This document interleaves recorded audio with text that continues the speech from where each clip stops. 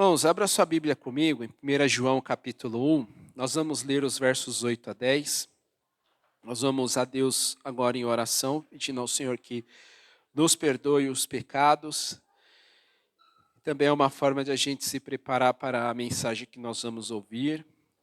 Presbítero Lucas, nosso irmão, 1 João capítulo 1, dos versos 8 a 10.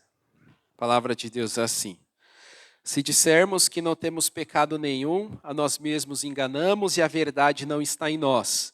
Se confessarmos os nossos pecados, Ele é fiel e justo para nos perdoar os pecados e nos purificar de toda injustiça. Se dissermos que não cometemos pecado, fazemos dele um mentiroso e a sua palavra não está em nós. Vamos orar, meus irmãos. Feche os seus olhos, curva a sua cabeça. Nosso Deus, nós estamos aqui diante de Ti e Te agradecemos pelo privilégio que temos. Se temos paz, ó Deus amado, se temos como nos chegar diante do Senhor com plena certeza e confiança, é por causa de Jesus, não é por nossos esforços. Deus amado, mas também reconhecemos nessa manhã que somos pecadores, que carecemos da Sua graça. Existe, Deus amado, em nosso coração muitas inclinações que nós não nos agradamos delas, ó Deus, mas estão aqui, que nos aponta para um caminho de pecado, que nos aponta, Deus amado, para ofender a santidade do Senhor, desejos que brotam em nossos corações por coisas que vemos ou que pensamos, e oramos ao Senhor, ó Deus, para que o Senhor nos perdoe, porque muitas vezes, de certa forma, podemos dar lugar a essas coisas e cometemos, ó Deus, o que as imaginações, os desejos e vontades que surgem em nossos corações pedem. Isso, de certa maneira, satisfaz alguma coisa em nós, mas nos leva à desobediência ao Senhor.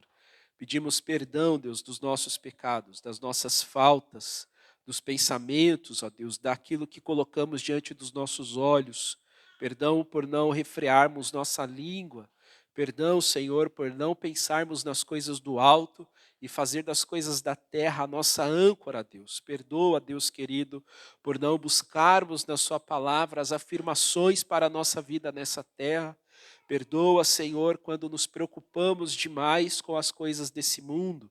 O Senhor mesmo nos diz que o Senhor provê o que precisamos para comer, o que vestir, o que calçar. E muitas vezes a gente se preocupa com coisas terrenas, ao invés de buscarmos o reino do Senhor e a sua justiça em primeiro lugar. Deus amado, que o Senhor tenha misericórdia de nós. A sua palavra nos ensina, o Senhor fala conosco por meio das Escrituras. Nós ouvimos nessa manhã que ela é útil para todas as áreas de nossas vidas. E nós muitas vezes buscamos em outras coisas, ó Deus, as resoluções para a nossa vida nessa terra. Deus amado, que o Senhor tenha misericórdia de nós. Nós reconhecemos que merecemos a justa ira do Senhor, mas te agradecemos pela sua bondade, porque por meio de Jesus, a ira, Deus amado, que nós merecemos, o Senhor Jesus Cristo assumiu ela na cruz. Perdoa então, Deus, nossas vidas e nos ajude a viver de maneira que possamos, ó Deus, lutar contra todos os desejos pecaminosos que suscitam em nossas vidas e que possamos amar a vida em santidade, porque isso agrada ao Senhor, ó Deus, e isso também nos faz viver de maneira saudável e que o Senhor assim seja glorificado. Se conosco te pedimos, ó Deus, em nome de Jesus. Amém. Queria chamar o presbítero Lucas. Graças a Deus pela vida do nosso irmão. É um privilégio ter ele aqui com a gente, com a sua família. Bom vê-los bem. Então vamos orar pelo nosso irmão que vai pregar a palavra de Deus a nós nessa manhã. Vamos orar? Obrigado, Senhor, pela vida do Lucas, da Eloá, do Daniel e do Levi. Muito obrigado por essa família, porque o Senhor tem sustentado eles. O Senhor, ó Deus amado, tem os fortalecido, os encorajado, e é muito bom vê-los bem, com saúde, Deus, e servindo ao Senhor em nosso meio. Oramos para que o Senhor abençoe o Lucas neste momento, na exposição da sua palavra, que o Senhor, ó Deus, possa abrir nosso coração. Deus, que a sua palavra encontre morada em nossas vidas, que ela nos exorte, que ela nos encoraje, que, Deus amado, que haja correção naquilo que é necessário, que o Senhor, Deus, use o seu servo para a sua glória. Pedimos, ó Deus, a sua graça e te louvamos por mais uma vez nos expor a sua palavra, é um privilégio, que nós possamos, ó Deus, aproveitar esse tempo para crescermos em graça e conhecimento diante do Senhor, em nome de Jesus. Amém. Amém. Obrigado, irmão. Bom dia, irmãos. Vamos abrir nossas Bíblias no livro do Apocalipse. Hoje, capítulo 2, dos versos 12 ao 17. Pela graça de Deus, nas oportunidades que tivemos, já estudamos algumas das cartas às igrejas, em que Cristo está se direcionando ali, né, a toda a igreja, em especial tratando algumas situações individualmente. E hoje vamos estudar sobre a igreja de Pérgamo. Apocalipse 2, do 12 ao 17. Existe uma diferença muito grande entre negar a Cristo e simplesmente começar a fazer pequenas concessões. Normalmente ninguém abandona a fé de uma vez. O afastamento de Cristo geralmente acontece de forma lenta e gradual. Uma escolha aqui, outra ali. Uma convicção que nós deixamos de defender. Um pecado que deixamos de confrontar. Uma verdade que passa a ser relativizada. Até que, sem percebermos, aquilo que antes nos incomodava pode parecer normal. E foi exatamente isso que aconteceu com a igreja de Pérgamo. Eles não tinham negado Jesus. Eles continuavam se reunindo como igreja. Mas algo estava acontecendo no seu interior. O erro não vinha de fora. O erro começou a ser tolerado dentro da igreja. Irmãos, esse talvez seja um dos maiores desafios da igreja dos nossos dias. Porque nós não somos tão pressionados ou somente pressionados pela perseguição externa. Mas muitas vezes a igreja, a nossa igreja, é seduzida pela acomodação. Nós estamos vivendo numa cultura em que diz, não seja tão radical. Atualize a sua interpretação. Não confronte. Adapte-se. Torne a verdade relativa. A pressão que o nosso mundo faz não é o seguinte, abandone Cristo. A pressão que nós vivemos hoje é, ok, permaneça com Cristo, desde que Ele não interfira nas suas escolhas. E é exatamente para esse contexto que Cristo está falando à igreja de Pérgamo. Portanto, a mensagem de Cristo a essa igreja continua extremamente atual. Porque uma igreja pode permanecer ortodoxa na sua confissão e, ao mesmo tempo, negociar a sua santidade. Portanto, vamos ler o que Jesus nos ensina através dessa carta à igreja de Pérgamo. Apocalipse 2, do 12 ao 17. Enquanto nós lemos, talvez uma boa oração para que todos nós façamos, seja: Senhor, mostre-nos se existe alguma área em nossas vidas em que temos feito concessões àquilo que o Senhor reprova. Vamos ler. Ao anjo da igreja em Pérgamo escreva: Eis o que diz aquele que tem a espada afiada de 2 gumes. Conheço onde você vive, onde está o trono de Satanás. Apesar disso, você permanece fiel ao meu nome e não renunciou à sua fé em mim, mesmo nos dias em que Antipas, minha fiel testemunha, foi morto entre vocês, onde Satanás habita. No entanto, tenho contra você algumas coisas. Você tem aí pessoas que se apegam aos ensinos de Balaão, o qual ensinou Balaque a armar ciladas contra os israelitas, induzindo-os a comer alimentos sacrificados a ídolos e a praticar imoralidade sexual. De igual modo, você também os que se apegam aos ensinos, vocês têm também os que se apegam aos ensinos dos nicolaítas. Portanto, arrependa-se. Senão, virei em breve até você e guerrearei contra eles com a espada da minha boca. Quem tem ouvidos, ouça o que o Espírito diz às igrejas. Aquele que vencer, darei do maná escondido. Também lhe darei uma pedra branca, como um novo nome escrito nela, conhecido apenas por aquele que a recebe. Amém. Talvez a grande ideia dessa perícope seja: Cristo chama a sua igreja a permanecer fiel à sua palavra, rejeitando todo compromisso com o pecado e com o falso ensino. Porque somente nele, somente em Cristo, há verdadeira recompensa.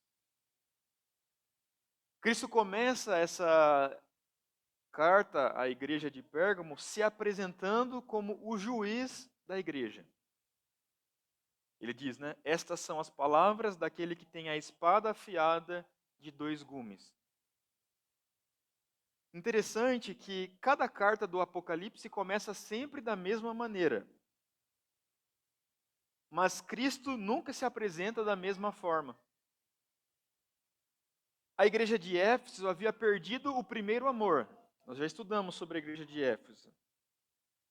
E a essa igreja, Cristo se apresenta como aquele que anda no meio da igreja, no meio dos candeeiros. A igreja de Esmirna enfrentava dura perseguição, e Cristo se apresenta como aquele que morreu e tornou a viver. Mas aqui é diferente. Cristo escolhe uma imagem para se apresentar à igreja que é totalmente distinta de como ele se apresentou às demais. Não era uma imagem de consolo, era uma imagem de autoridade. É uma imagem de julgamento. É uma imagem que estava preparando a igreja para ser confrontada. Essa imagem que Cristo usa aqui já apareceu em Apocalipse 1,16. Quando João está vendo Cristo glorificado, ele fala que ele viu saindo da sua boca uma espada de 2 gumes. Essa espada não estava na mão, estava na boca. E isso é uma figura da autoridade da palavra de Cristo. A espada não é uma arma física aqui. A espada é a palavra que revela, a palavra que discerne, a palavra que julga, a palavra que condena e a palavra que salva. O autor de Hebreus usa essa mesma figura, pois a palavra de Deus é viva e eficaz, e é ainda mais afiada do que qualquer espada de 2 gumes. A palavra de Cristo, ela penetra aonde nada mais consegue chegar. A palavra de Cristo alcança as intenções do nosso coração, expõe as nossas motivações, revela aquilo que nós conseguimos esconder dos outros, mas não de Cristo. Portanto, antes de começar a tratar do pecado daquela igreja, Cristo lembra a eles que ele possui toda a autoridade. E isso é importante, irmãos. Porque a nossa tendência é permitir que a cultura determine o que é aceitável. De que o mundo nos ensine o que pode ou o que não pode, o que é verdade ou o que não é verdade. Mas Cristo está afirmando aqui, nesse primeiro verso dessa carta, que quem define a verdade é apenas Cristo. A igreja não tem autoridade alguma para adaptar a palavra de Deus. Portanto, essa mesma palavra que consola o coração daquele que se arrepende é a palavra que Cristo vai usar aqui para confrontar o coração acomodado. Por isso, eis que fala aquele que tem a espada de 2 gumes. E então, depois de revelar quem estava falando, Cristo demonstra que conhece exatamente aonde a sua igreja estava vivendo. Isso nós vemos no verso 13. Cristo fala para essa igreja: eu sei aonde vocês vivem. Eu conheço aonde vocês estão. E que expressão maravilhosa é essa, irmãos? Cristo conhece. Cristo nos conhece. Cristo não observa a sua igreja de longe. Ele nos conhece na intimidade. Cristo conhece a realidade da sua igreja. Cristo conhece as dificuldades dos seus servos. Cristo conhece as lutas do seu povo. Cristo conhece as pressões sobre as quais nós estamos sendo submetidos. Mas observe, Cristo não está falando apenas eu conheço vocês. Ele fala, eu conheço aonde vocês vivem. Porque Cristo sabe que o ambiente influencia profundamente a vida da igreja. Qual é a expressão que ele usa aí? Eu sei aonde vocês vivem, e onde vocês vivem é aonde está o trono de Satanás. Essa expressão, ela gera uma série de interpretações pelos teólogos. Alguns acreditam que João fez referência ao altar de Zeus, um grande altar que havia na cidade de Pérgamo. Outros veem essa expressão como uma referência ao culto imperial, que era extremamente forte naquela cidade. Mas independentemente de um ou outro interpretação, o sentido principal dessa expressão parece claro aqui. Pérgamo, a cidade de Pérgamo, era um dos maiores centros de oposição espiritual ao Evangelho. Era uma cidade onde a idolatria, o poder político, as falsas religiões, o culto ao imperador se uniam em oposição ao senhorio de Cristo. Por isso Jesus está descrevendo aquela cidade como uma cidade aonde habitava o trono de Satanás. Não é que Satanás estivesse literalmente ali, mas aquele ambiente representava uma forte oposição ao reino de Deus. A igreja sempre vive com algum contexto cultural ao seu redor. E alguns contextos são mais hostis do que outros. E Cristo não ignora isso. Ele fala, eu sei aonde vocês vivem. Cristo não conhece apenas quem nós somos, mas Ele também conhece o ambiente em que Ele nos chamou para testemunhar sobre a sua palavra. E Cristo continua aí no verso 13, ele fala o seguinte, eu sei aonde vocês estão, eu sei que vocês estão num local onde habita o trono de Satanás, contudo, vocês permanecem fiéis ao meu nome. Apesar de toda essa oposição, apesar de toda essa dificuldade cultural ao redor da igreja, Cristo fala, vocês permanecem fiéis. A palavra que permanece, ela nos traz a ideia de continuidade. Ou seja, eles não foram fiéis apenas uma vez. Eles continuavam sendo fiéis. A fidelidade da igreja de Pérgamo não era ocasional. Ela era permanente. E Cristo fala, eles eram fiéis ao quê? Ao seu nome. E o nome aqui na Bíblia representa a própria pessoa. Ou seja, a igreja de Pérgamo permaneceu fiel ao nome ou à pessoa de Cristo. Permaneceu fiel à sua identidade, à sua autoridade, ao seu evangelho. Aquela igreja era fiel à pessoa de Cristo. Cristo fala, vocês não renunciaram à sua fé em mim. E aqui a palavra renunciar significa negar, abandonar, rejeitar.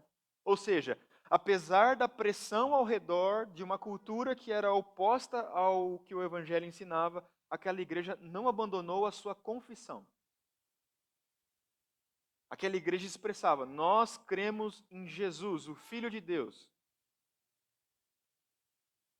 Isso nos lembra que existe uma diferença entre sofrer pressão e ceder à pressão.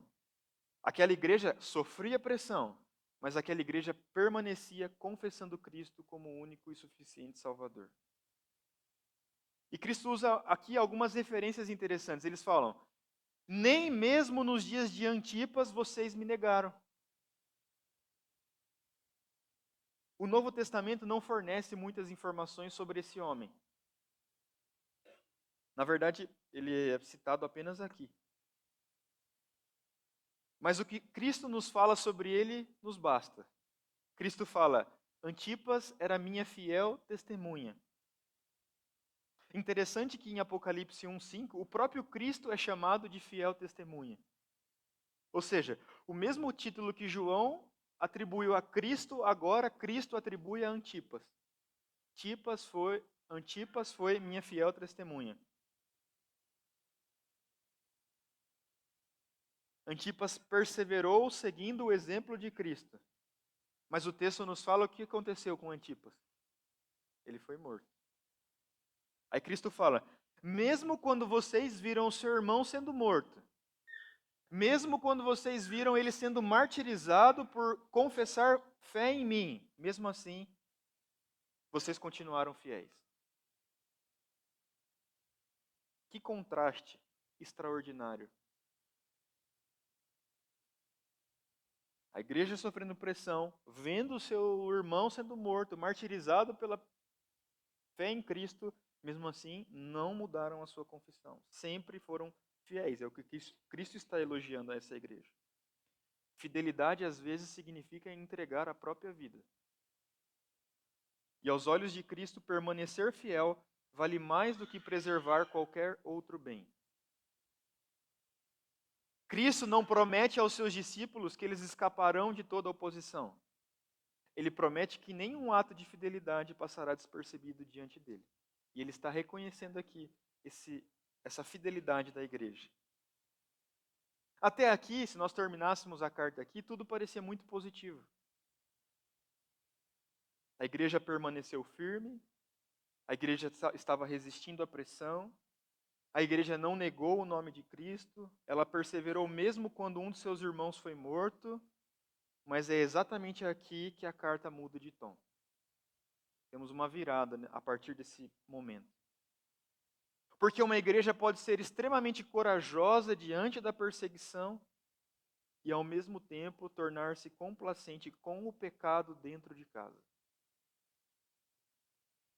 E é isso que Cristo vai nos revelar nos versos 14 e 15. Esses versos nos mostrarão que o maior perigo para Pérgamo não vinha de fora, mas ele havia começado a se instalar no meio da igreja. Então, nesses dois versos, Cristo confronta a tolerância da igreja de Pérgamo ao seu erro interno.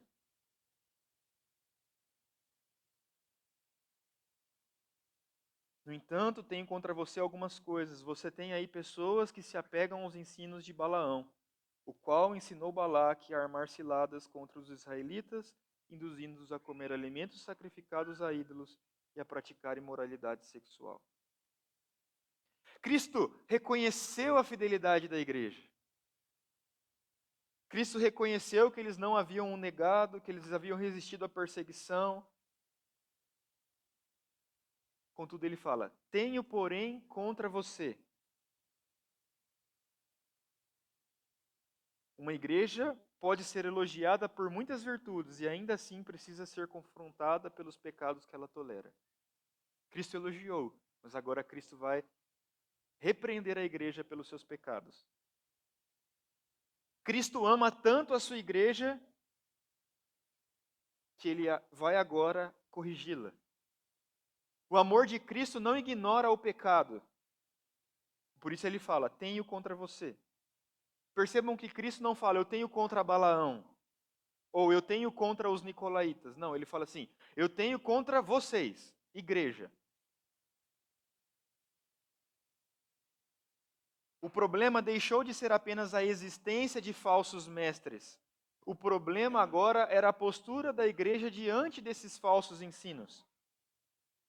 A igreja não havia criado aquela heresia, mas eles estavam permitindo que as heresias permanecessem no meio de si. Essa é a diferença entre ser atacado pelo erro e tornar-se tolerante contra ele. Nenhuma igreja na história consegue impedir completamente que as pessoas tragam ideias equivocadas ao seu meio. Mas toda igreja é responsável pela maneira como responde ao erro. Há uma diferença entre acolher pessoas e acolher falsos ensinos. O Evangelho sempre recebe pecadores arrependidos, mas nunca faz alianças com a mentira. Uma igreja amorosa não é aquela igreja que deixa qualquer ensino prosperar. É a igreja que ama tanto a Cristo, ama tanto as pessoas a ponto de proteger o rebanho daquilo que destrói a fé. O amor verdadeiro de uma igreja não tolera o que afasta o povo de Deus do próprio Deus. E Cristo então fala: vocês estão tolerando pessoas que se apegam a falsos ensinos. E para entender um pouco melhor, é como se Jesus estivesse fazendo eles lembrarem do que aconteceu lá no Antigo Testamento, no caso de Balaão. Está lá em Números 22 a 25.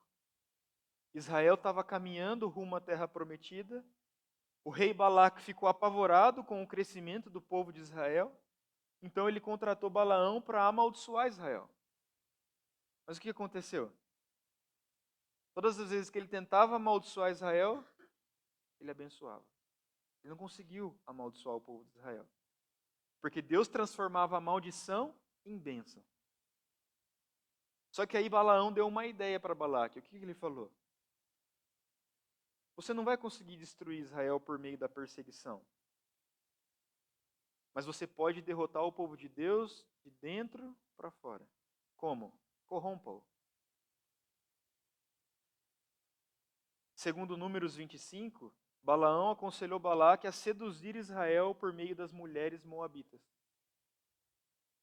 E o resultado, irmãos, foi devastador. O povo foi levado à idolatria, à imoralidade e até ao comprometimento da aliança com seu Deus. Israel não caiu pela força das armas. Israel caiu pelas seduções do pecado. E é exatamente isso que Cristo está condenando na igreja de Pérgamo. Tem pessoas no meio da igreja que estão fazendo a mesma coisa. Estão repetindo a estratégia de Balaão. Satanás está usando a mesma estratégia do Antigo Testamento agora, no seio da igreja. Muitas vezes a perseguição fortalece a igreja, mas quando a igreja às vezes está num momento de tranquilidade com a cultura, acontece acomodação e enfraquecimento. A estratégia de Satanás é astuta. Ele não se importa apenas em tirar a igreja do mundo, ele tenta colocar o mundo dentro da igreja. Era isso que a igreja de Pérgamo estava vivenciando. E como? Aqueles irmãos estavam no meio da igreja induzindo ao povo de Deus a comer alimentos sacrificados aos ídolos e a praticar imoralidade sexual. Esses dois pecados aparecem juntos porque estavam profundamente ligados no contexto do paganismo daquela época. Os banquetes realizados nos templos eram atos de culto às divindades daqueles dias. Participar desses banquetes era como se reconhecer, ainda implicitamente, a legitimidade dos deuses antigos. Além disso, muitos cultos pagãos envolviam práticas de imoralidade sexual, prostituição cultual. Portanto, não era, o que Cristo está falando aqui não era apenas uma questão alimentar, era uma questão espiritual. Cristo está afirmando, isso é incompatível com o que vocês confessam. Vocês não confessam que eu sou o Senhor? Por que então, no meio de vocês, vocês estão vivendo, seguindo o mesmo que aconteceu lá nos dias de Balaão? Vocês professam fé, uma boa teologia, mas a vida prática está torta. Não é possível servir ao Cordeiro e ao mesmo tempo se acomodar com a idolatria. É isso que Cristo está ensinando a nós e a essa igreja. É óbvio que nos nossos dias nós não somos convidados para comer banquetes que são dedicados a grandes ídolos em templos pagãos. Isso era algo daqueles dias. Mas hoje nós continuamos pressionados a participar de práticas e valores que competem com a lealdade devida a Cristo. A idolatria moderna não se apresenta em forma de imagens. A idolatria moderna muitas vezes se apresenta na forma de sucesso profissional, de dinheiro, prazer, poder, aprovação social, autonomia humana. E sempre que algo ocupa o lugar de Deus em nossos corações, estamos diante de um ídolo. E Cristo não para aí. Ele fala, assim como vocês estão fazendo isso, repetindo o que aconteceu lá com Balaão, vocês também se apegam aos ensinos dos nicolaítas. Cristo acrescenta um segundo grupo aí. Os nicolaítas já haviam sido mencionados na carta a Éfeso. E ali Cristo elogiou a igreja de Éfeso, porque Éfeso odiava as obras dos nicolaítas. Mas aqui o cenário é diferente. Enquanto Éfeso odiava, os irmãos de Pérgamo eles estavam sendo complacentes, concordando com os ensinos dos nicolaítas. Embora a gente não saiba tão detalhadamente o que esses nicolaítas ensinavam, o texto e o contexto indicam que eles promoviam uma falsa compreensão da graça de Deus, incentivando os cristãos a fazer concessões à idolatria e à imoralidade. Em outras palavras, eles procuravam convencer a igreja de que era possível manter uma aparente fidelidade a Cristo enquanto se adaptava aos padrões da cultura. Ou seja, professe fé em Cristo, mas se você quiser praticar imoralidade sexual, tudo bem. O seu entendimento teológico está correto, mas a sua vida prática não importa tanto. Era uma espiritualidade sem santidade. Uma profissão de fé sem transformação de vida. Uma tentativa de conciliar Cristo com aquilo que ele condena. E esse perigo continua extremamente atual. Sempre existem vozes falando para nós hoje: olha, viva o evangelho sem arrependimento. Viva a graça da salvação sem santificação. Viva um discipulado, né? Siga Cristo sem renunciar às coisas do mundo, sem confrontar o pecado. Mas esse não é o Cristo do Apocalipse. Não é o ensino de Cristo que caminha no meio da igreja.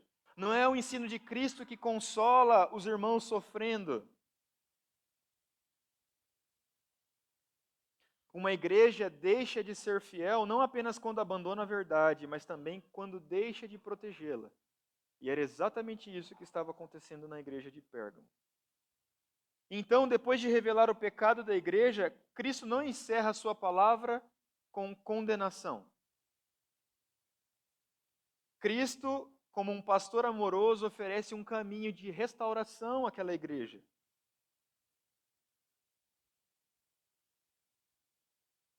E nós vemos isso no verso 16.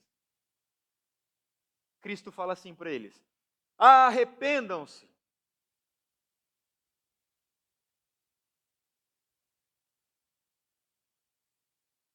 Cristo, depois de elogiar a fidelidade da igreja, depois de expor a sua tolerância ao erro, Cristo chega talvez ao centro dessa carta e ele fala apenas uma ordem: arrependam-se.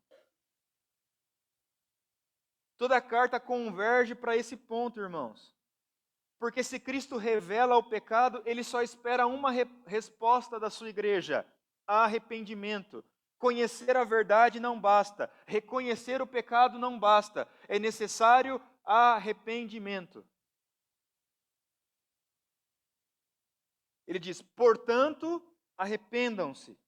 Essa palavra, portanto, ela conecta tudo que ele falou anteriormente, ou seja, vocês têm tolerado ensinos falsos, vocês estão vivendo em pecado, portanto, arrependam-se, igreja. E aqui a ideia é que o arrependimento não nasce do medo. O arrependimento nasce de uma justa confrontação com a palavra de Deus. Primeiro, Cristo revela, depois, Cristo chama. A palavra de Deus nunca nos confronta apenas para nos informar. Não, ela nos confronta para nos transformar. A palavra de Deus, ela e toda a exposição bíblica deveria nos conduzir a uma decisão, a uma atitude. Não basta apenas lermos isso e que texto maravilhoso, mas não nos submetermos ao chamado de Cristo. Cristo está nos falando: arrependam-se. No original, esse é um verbo imperativo, ou seja, não é uma dica, não é um conselho, é uma ordem. Arrependam-se.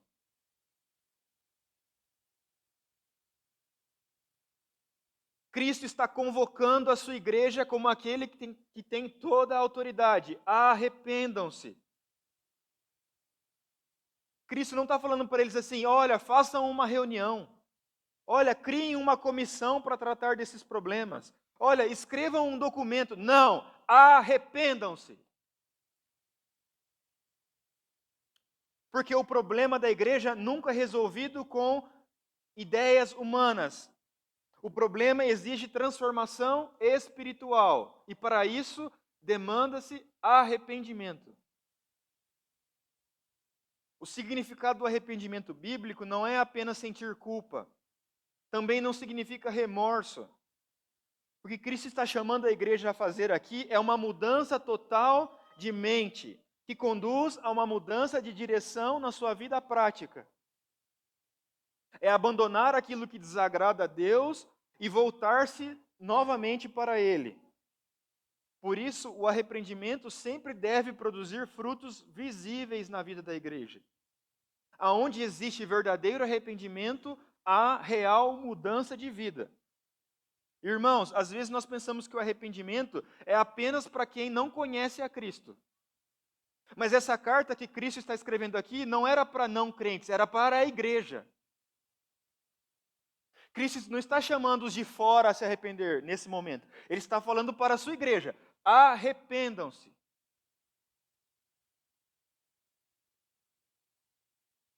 Cristo escreveu isso para pessoas que já haviam professado fé nele e eram fiéis nisso.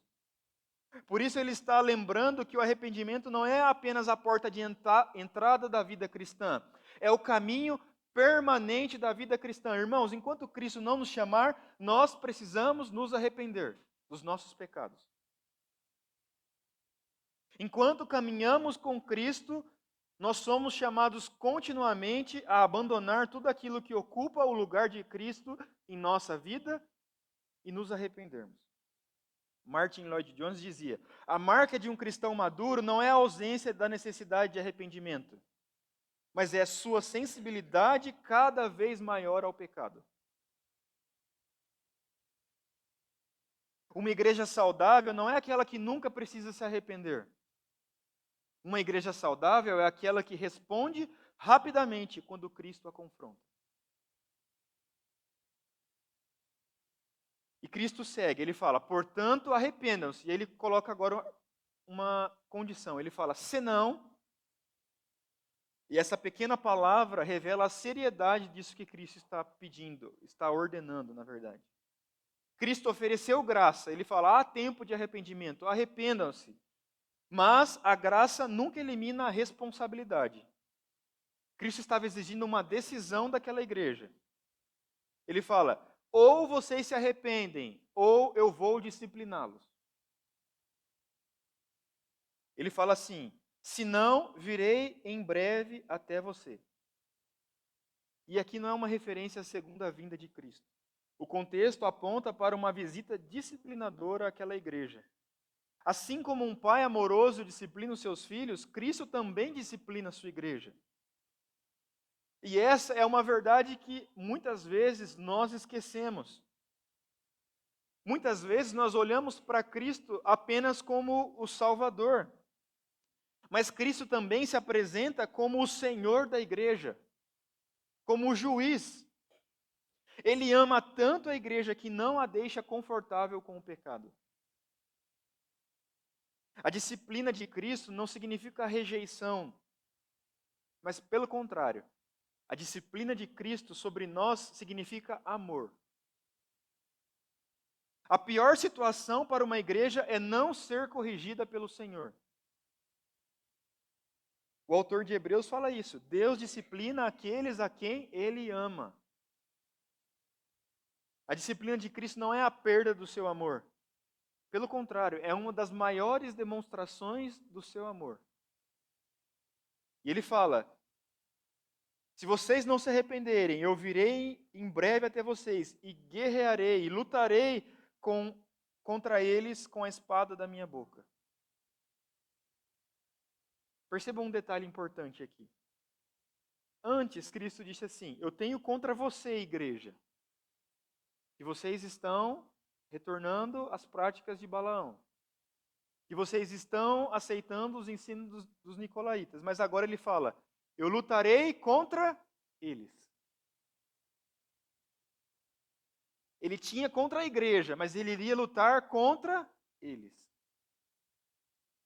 A igreja é chamada ao arrependimento, justamente para não compartilhar do juízo reservado aos falsos mestres. Isso revela um princípio importante para toda igreja local. A neutralidade diante do pecado nunca é neutra. Quando a igreja deixa de confrontar o erro, acaba permitindo que ele destrua o rebanho. Se a igreja não se distanciasse dos falsos mestres, ela iria ser disciplinada junto com eles. E como que Cristo faria essa disciplina? Com a espada da sua boca. Ele retoma a imagem que ele trouxe no início da carta. Ele falou: aquele que está falando é o que tem a espada de dois gumes. E agora ele fala: eu vou discipliná-los com essa mesma espada. E a espada representa a sua palavra. A mesma palavra que serve para salvar é a palavra que julga. A mesma voz que chamou pecadores ao arrependimento também confronta aqueles que endurecem o coração. Perceba como João, e aqui inspirado pelo próprio Deus, monta uma moldura perfeita. Ele começa com a espada e ele está fechando aqui agora com advertência sobre a espada. Cristo nunca ameaça com uma violência arbitrária. Mas Cristo está falando: eu governo a igreja com o poder da minha palavra. E essa palavra continua discernindo, corrigindo e restaurando o meu povo. Irmãos, uma das maiores demonstrações da graça de Deus é que Cristo fala conosco por meio da sua palavra. Enquanto a palavra continua sendo anunciada, há oportunidade de arrependimento. Enquanto nós temos acesso à palavra de Deus, há esperança, há restauração. O perigo não é ouvir a voz de Cristo, o perigo é ouvi-la dia após dia, domingo após domingo, e não vivê-la. O perigo é recebermos a palavra de Deus e endurecermos o coração. Por isso, toda vez que nós abrimos a Bíblia, toda vez que nós estamos ouvindo alguém anunciar a palavra de Deus, nós devemos nos perguntar: Senhor, há alguma área em minha vida que precisa se submeter novamente à sua palavra? Porque o objetivo da exposição bíblica nunca é apenas aumentar o nosso conhecimento teológico. O objetivo de toda a exposição é nos tornarmos mais parecidos com Cristo.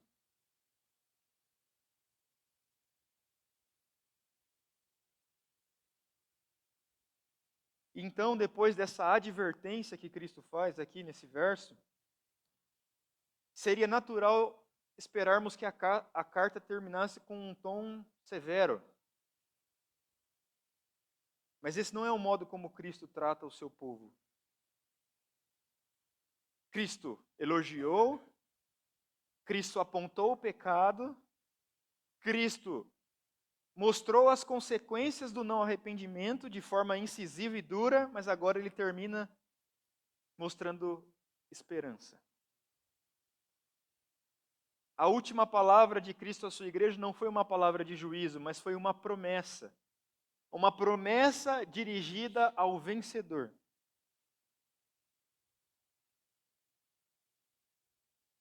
Ele fala assim: quem tem ouvidos, ouça o que o Espírito diz às igrejas. Irmãos, essa expressão aparece em todas as 7 cartas. E ela nos lembra que essa mensagem não foi destinada apenas à igreja de Pérgamo. O Espírito continua falando às igrejas. Ou seja, essa é uma mensagem para nós. Para cada geração, para cada comunidade, para cada cristão. Isso significa que essa carta que está nas suas mãos, na minha mão aqui, não é apenas um documento histórico. Essa carta e esses ensinos são a voz do Espírito de Deus nos chamando à fidelidade.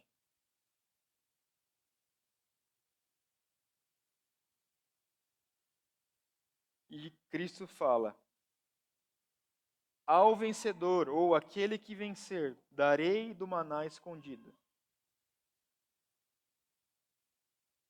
No Apocalipse, o vencedor não é alguém extraordinário. O vencedor não é a pessoa muito inteligente. Não é a pessoa que é muito influente. Não é a pessoa que nunca erra. Não. Sabe quem é o vencedor? É aquele que permanece fiel a Cristo até o fim. É aquele que peca e se arrepende. Verdadeiramente. Esse é o vencedor aqui. E é exatamente isso que Cristo estava chamando a igreja de Pérgamo a fazer. Continuem firmes, não negociem a verdade. Não se acomodem com o pecado. Não abandonem o evangelho. No reino de Deus, vencer não significa vencer sem lutas. Significa permanecer firme em meio às lutas. Ele fala: ao vencedor darei o maná escondido. Essa promessa possui profundas raízes no Antigo Testamento. Durante a caminhada no deserto, como Deus sustentou Israel? Deus providenciava diariamente o maná.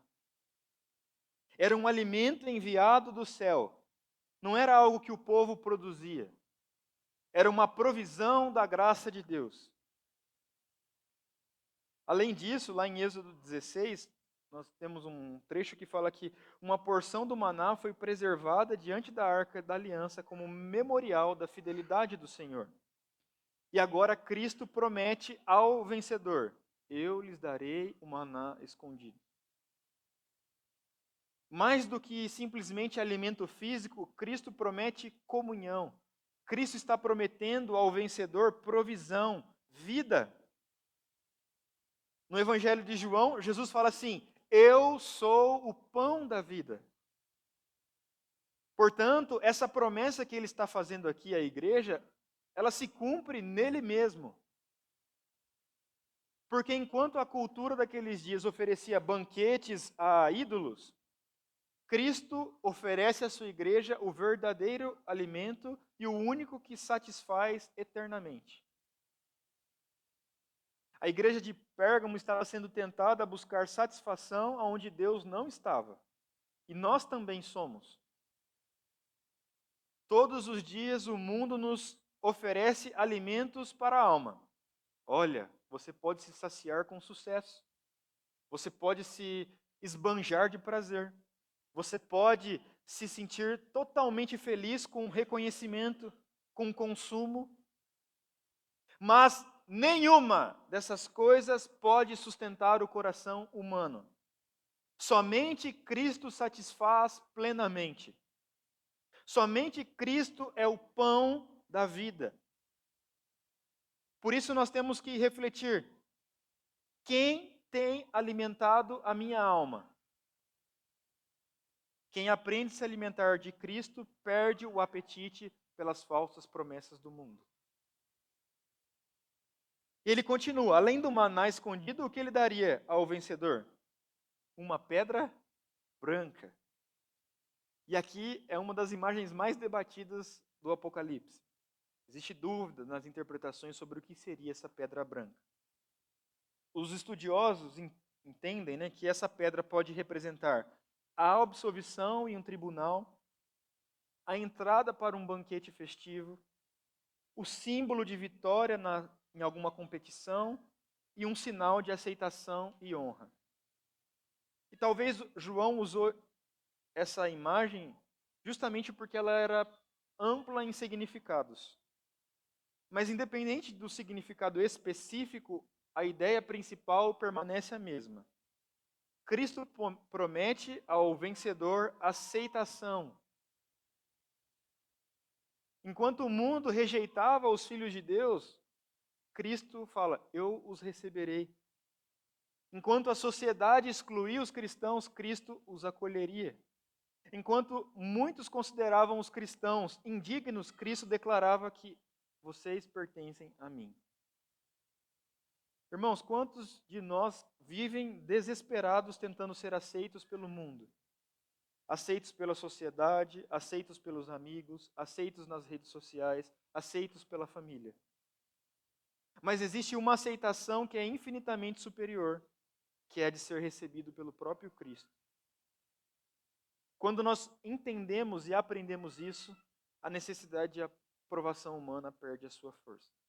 E ele finaliza, no último trecho aí dessa perícope, falando que além do maná escondido e da pedra branca, ele daria um novo nome escrito nela. Na Bíblia, um novo nome significa frequentemente um novo relacionamento com Deus.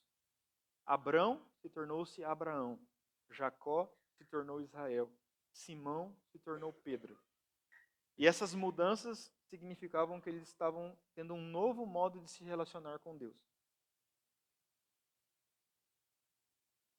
Um novo nome aponta para uma nova identidade. E existe um detalhe aqui, que ele fala que esse novo nome seria conhecido apenas por quem? Por aquele que o recebe. Cristo conhece os seus individualmente.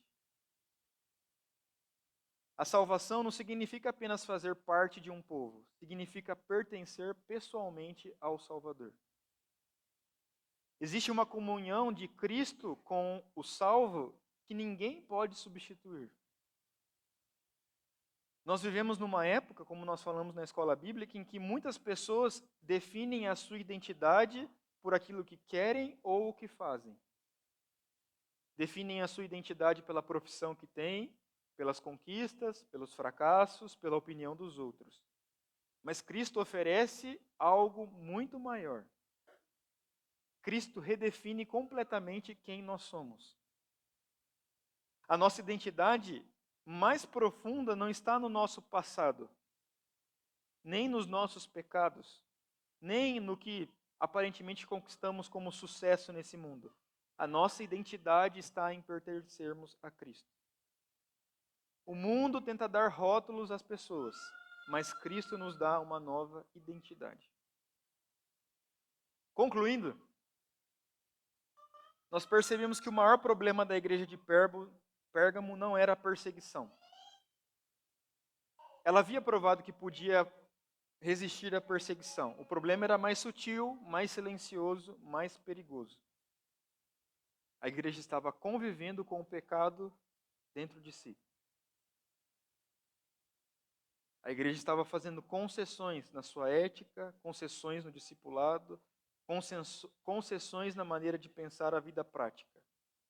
Portanto, algumas aplicações a respeito disso que nós aprendemos na carta de Cristo a essa igreja. Primeiro, uma igreja fiel não negocia a verdade. Uma igreja saudável, irmãos, precisa cultivar uma boa teologia e uma boa vida prática. Não existe como ter uma ou outra. Nós somos pressionados a adaptar o evangelho pela cultura ao nosso redor. Mas Cristo não chamou a sua igreja para ser popular. Cristo chamou a sua igreja para ser fiel. Uma pergunta que nós devemos fazer: há alguma verdade da palavra que temos evitado viver por medo da opinião das pessoas ou do mundo ao nosso redor? Uma igreja fiel não negocia a verdade. Segunda aplicação: uma igreja fiel não convive em paz com o pecado. O problema não era apenas Balaão, nem apenas os nicolaítas. O problema era a tolerância da igreja. E isso também nos confronta. Existe uma enorme diferença entre acolher pecadores e acomodar o pecado. Jesus, ele fazia a primeira coisa muitas vezes, ele acolhia pecadores. Mas Jesus nunca fez a segunda parte, que é se acomodar ao pecado. Nunca. Como igreja, nós somos chamados a receber com amor todos que desejam caminhar ao lado de Cristo, do jeito que essas pessoas estiverem. Mas nós também somos chamados a anunciar com a mesma graça e verdade que o Evangelho transforma vidas. Não existe discipulado sem arrependimento. Não existe graça sem santificação. Por isso, nós precisamos perguntar: há uma área de nossas vidas que temos blindado contra a voz de Cristo? Que estamos deixando de fora do que nós temos aprendido como verdade do Evangelho? Terceira aplicação: uma igreja fiel encontra sua satisfação em Cristo. Cristo fala: ao vencedor eu darei o maná escondido, eu darei a pedra branca, e eu gravarei ali um novo nome que eu conheço. Enquanto o mundo nos oferece prazeres passageiros, Cristo nos oferece comunhão eterna. Enquanto a cultura oferece ou promete satisfação temporária, Cristo nos oferece uma vida abundante. Somente Cristo, irmãos, pode nos satisfazer plenamente. Uma próxima aplicação é que uma igreja fiel encontra a sua identidade em Cristo. Nós vivemos numa época marcada por uma crise de identidade. As pessoas tentam definir quem elas são pelo sucesso que têm, pela sua aparência, pela sua profissão, pela aprovação dos outros. Mas Cristo promete: eu lhes darei um novo nome. A identidade do cristão não é construída pelo mundo, ela é recebida do próprio Cristo. E isso muda tudo. Quando nós sabemos quem nós somos em Cristo, nós deixamos de viver escravizados pela necessidade da aprovação humana. Porque nós sabemos que a nossa verdadeira identidade está em Cristo Jesus. Irmãos, essa carta nos chama a uma decisão.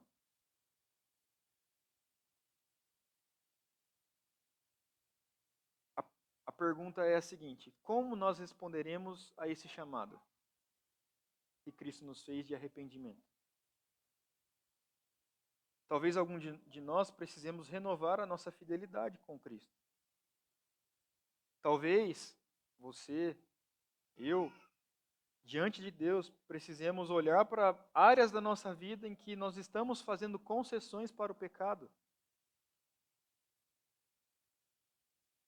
Precisamos olhar para áreas da nossa vida em que nós deixamos que a cultura ao nosso redor nos influenciasse mais do que a palavra de Deus. Por isso, o chamado de Cristo hoje, para nós, como igreja, é: arrependam-se. Esse é um convite amoroso do Salvador, porque ainda há tempo, ainda há graça, ainda há perdão para quem se volta sinceramente para Ele.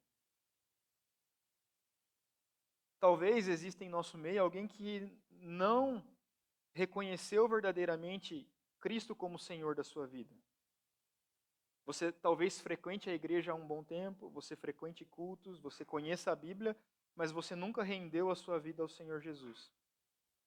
E a carta termina falando: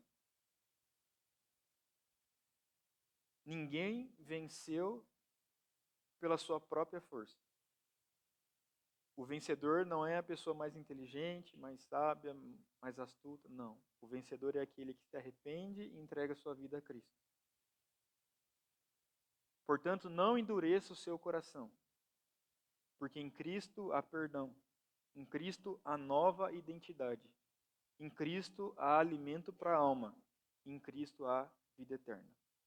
Amém? Vamos orar? Senhor amado Deus, graças te damos por sua palavra.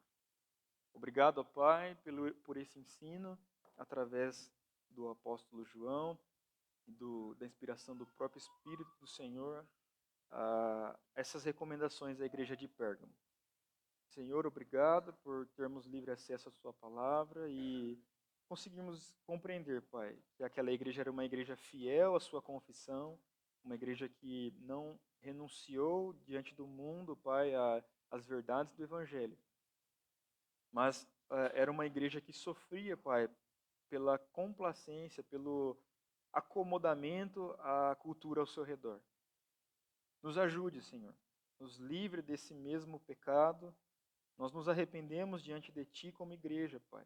De algum modo temos deixado práticas do mundo, ideais, Pai, da nossa cultura, e se infiltrarem em nosso meio.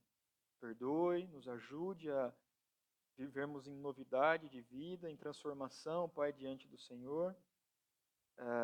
E fortalece e nos dá, Pai, a certeza, né, a convicção, nos ajude, Pai, a termos forças por meio da esperança que o Senhor promete aqui.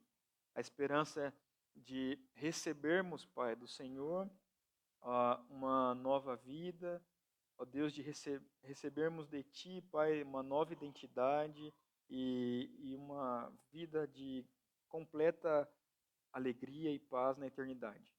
Nos ajude por Teu Santo Espírito e nós te agradecemos também, Pai, pela graça de ainda ser o tempo do arrependimento. E o Senhor tem nos dado esse tempo, que nós não deixemos passar, Pai, mas que nos arrependamos e que vivamos em novidade diante de Ti. Em nome de Cristo que nós oramos. Amém. Bom domingo, irmãos. Deus abençoe.